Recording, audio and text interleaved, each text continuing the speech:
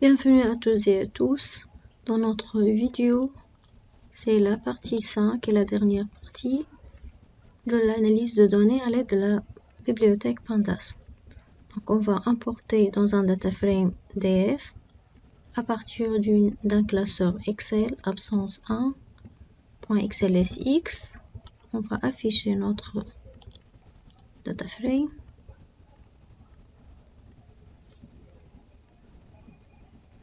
Le voilà.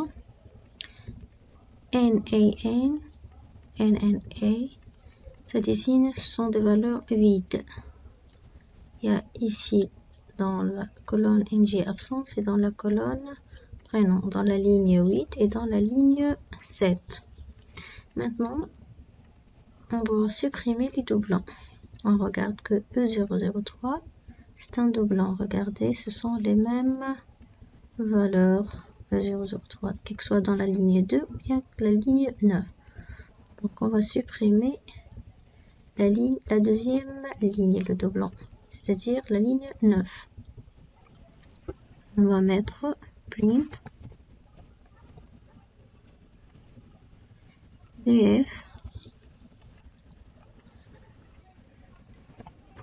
.drop duplicate -bas duplicates.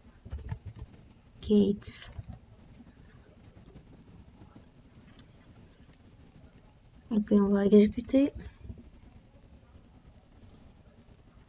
Voilà, la ligne 8 a été supprimée. Il y a un seul employé E003. Maintenant, on va passer à la question numéro 2. Supprimer toutes les lignes contenant des valeurs nulles, c'est-à-dire la ligne 7 et la ligne 8. On va mettre print df.dropNum.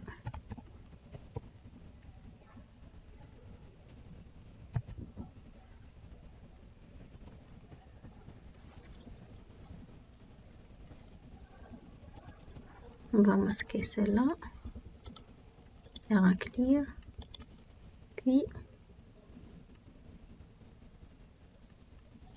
et voilà, il n'y a aucune ligne qui contient des valeurs nulles, des valeurs vides, c'est-à-dire. Maintenant, on va passer à la question 3. Supprimer toutes les colonnes contenant des valeurs nulles. On va écrire print df.dropNum, la même chose, dropNum. Mais cette fois-ci, on va mettre, puisque ce sont des colonnes, on va mettre access égale à 1.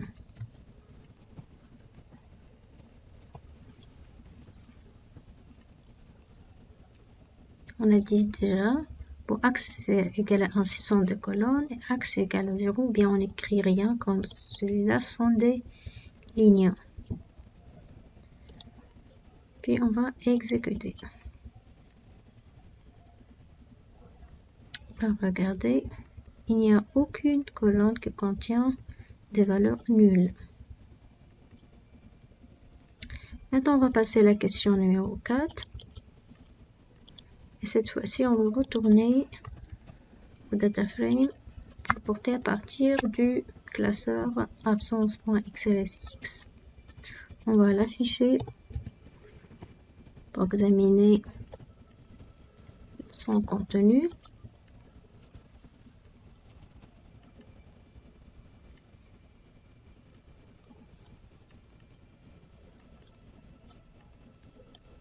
On va supprimer cette partie-là.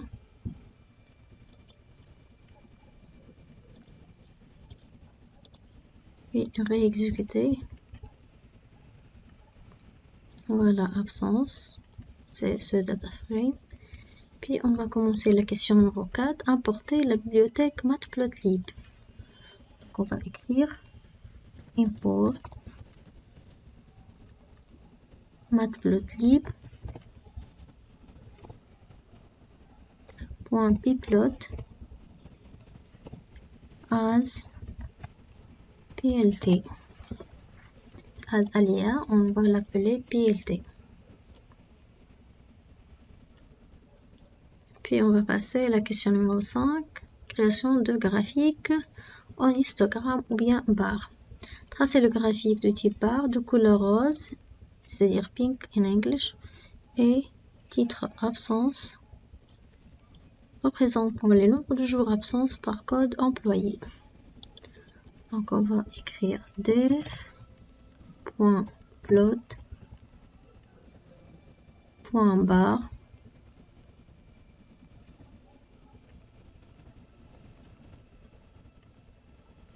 entre parenthèses l'axe des abscisses, on va choisir X, l'axe des abscisses, Y, l'axe des ordonnées. Donc celui-là, l'axe des abscisses, celui-là, l'axe des ordonnées, le color, et le titre, title.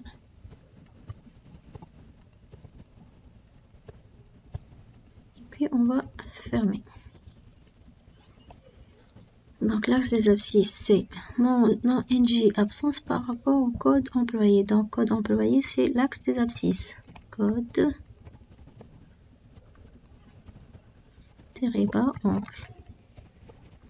Et l'axe des ordonnées, ce sont les ng absence. ng absence. Le couleur, c'est rose, c'est-à-dire pink. Et le titre, c'est absence. Graphique. Maintenant, on va lire plt, le nom Vidalia, .show. Et puis, on va exécuter.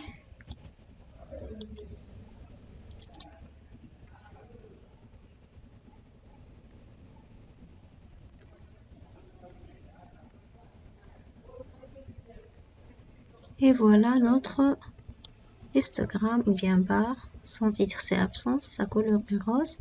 Il y a les codes employés dans l'axe des abscisses. Et ça représente le nombre de jours d'absence pour chaque employé. Maintenant, on va passer au deuxième type de graphique, courbe. On va tracer un graphique de type courbe en couleur rouge.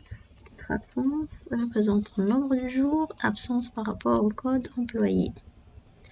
Même chose, je vais copier le même code, mais seulement je vais changer la couleur qui est red, rouge.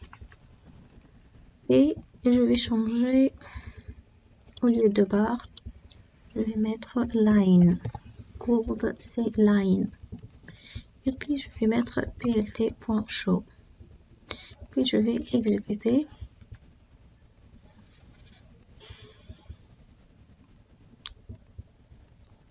Voilà un graphique en courbe représentant le nombre de jours d'absence par rapport aux employés. Son titre c'est absence. Voilà. Voilà, on est arrivé à la dernière vidéo. Merci pour votre attention et au revoir.